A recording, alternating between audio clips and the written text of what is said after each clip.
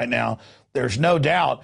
And if we point out the real record of gun control and open borders and Obamacare of Mitt Romney and the Federal Reserve tax and spend, type activities of Herman Cain, Ron Paul is going to shoot up there as that leader, even if the dinosaur corporate media tries to block him. In closing, you have predicted much of what's happened in our economy. More and more, the mainstream media admits it's more of a depression than a recession. Obama is falling like a rock. Pelosi won't even mention his name. The system is definitely out of bullets. I'm kind of hoping that Cain will appoint Art Laffer as his economic advisor, and then we can resurrect those old CNBC debates with me and Art Laffer, where he got everything completely wrong, and say, hey, why is this guy your economic advisor? And that might discredit him a bit and help Ron. Well, Peter Schiff, thank you so much for spending time with us tonight. I look forward to talking to you again in the future. And, of course, we've had your Euro-Pacific Capital website up. There's also schiffradio.com for folks to visit. I appreciate you joining us tonight. Hey, thanks a lot, Alex. Have a great weekend. Thank you for spending time with us. You have a great weekend as well. And you, the viewers of Infowars Nightly News, I want you to have a great weekend. But the show isn't over. We're going to break. We're coming back. I'm going to debate a British think tank operative who doesn't like conspiracy theorists talking bad about the New World Order. That's coming up after this break. Stay with us. It's Infowars Nightly News.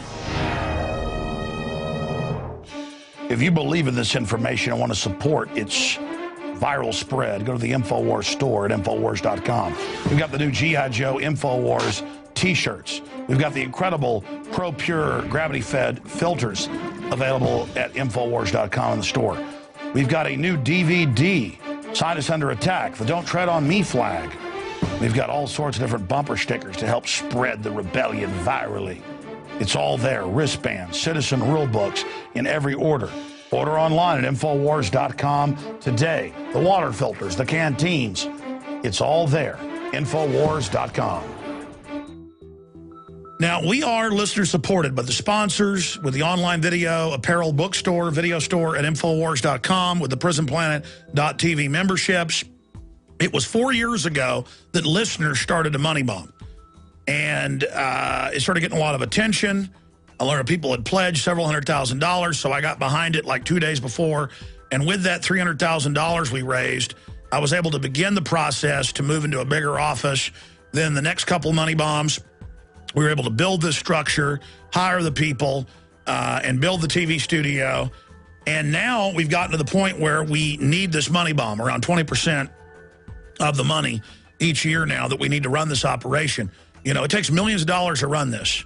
People then go, what, you're making millions? No, it takes millions to run this. You understand? That's the cost of running this operation. And we have now, a little bit late this year, launched it. Normally I promote it a month out, but I've been so busy with the nightly news, so busy with special reports, so busy with everything that we're launching this just, like 14 days before. And so you can start donating now if you'd like to. We're going to broadcast 24 hours again with special guests and a lot more coming up on the 3rd. And in fact, they have the date on there. I just finally saw this morning, this site completed this morning, and you can be the first to donate via credit card, PayPal. You can also mail in your donations now. Check it out, InfowarsMoneyBomb.com, or you can simply go to Infowars.com/moneybomb and start donating today.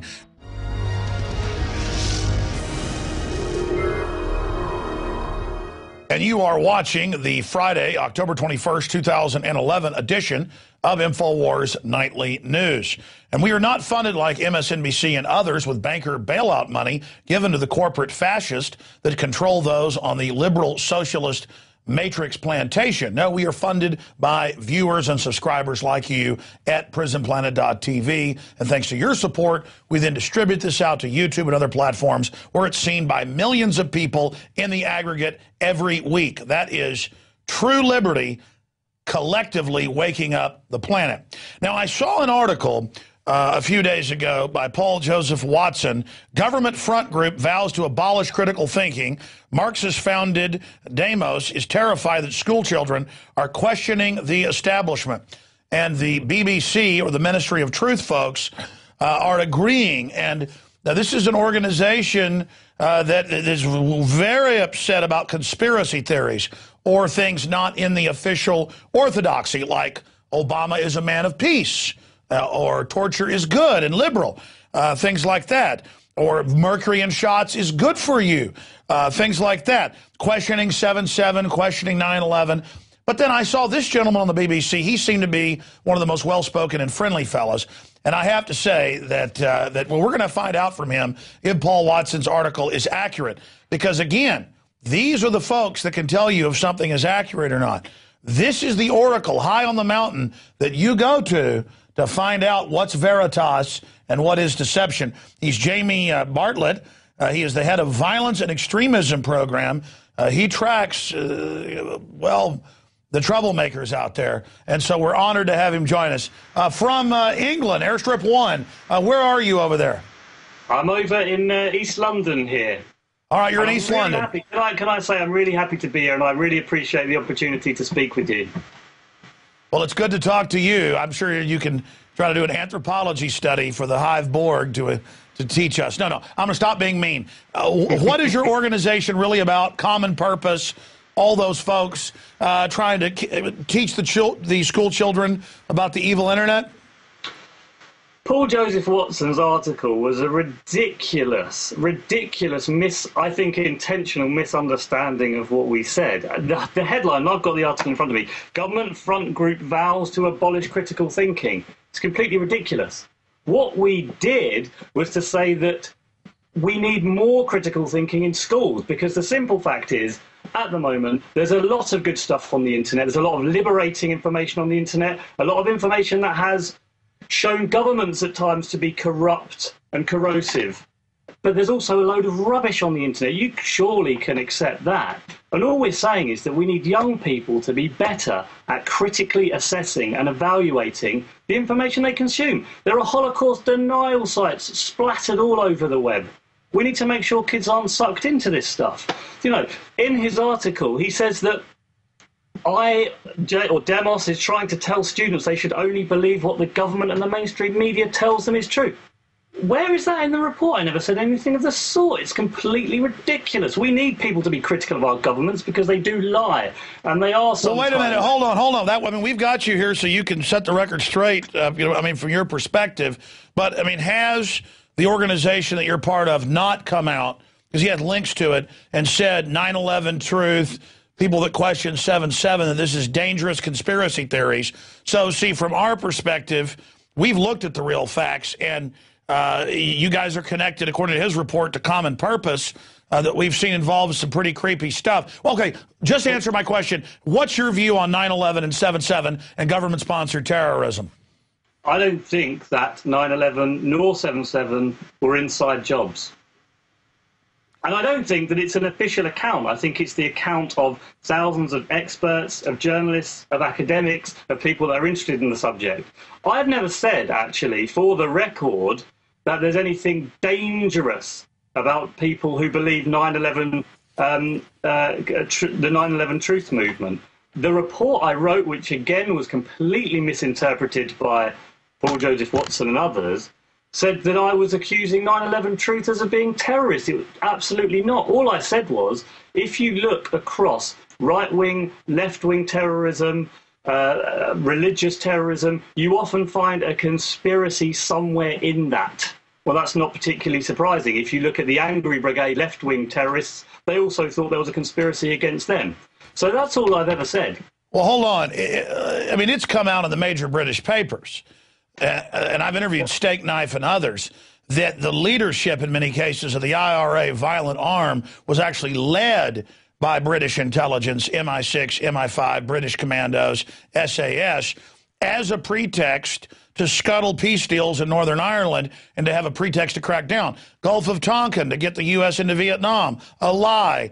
It's come out in even the London Guardian that in Germany, the government didn't just infiltrate neo-Nazi groups, they created them.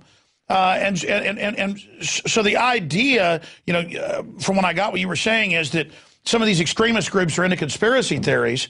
I actually have seen the opposite. I've seen government actually infiltrating groups and trying to make them violent.